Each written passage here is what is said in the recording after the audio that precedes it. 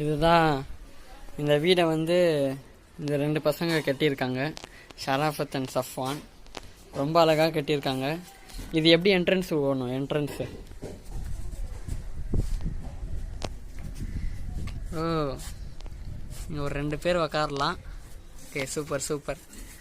நல்லாயிருக்கு இந்த வீடு. நல்லா டோர் மாதிரியோ கட்டிட்டாங்க. இருக்கிற பொருட்களை வச்சு நல்லா கட்டியிருக்கானுங்க. ஆஹா, super super, very good very good. 2 பேர் சொல்லுங்க ஹாய்.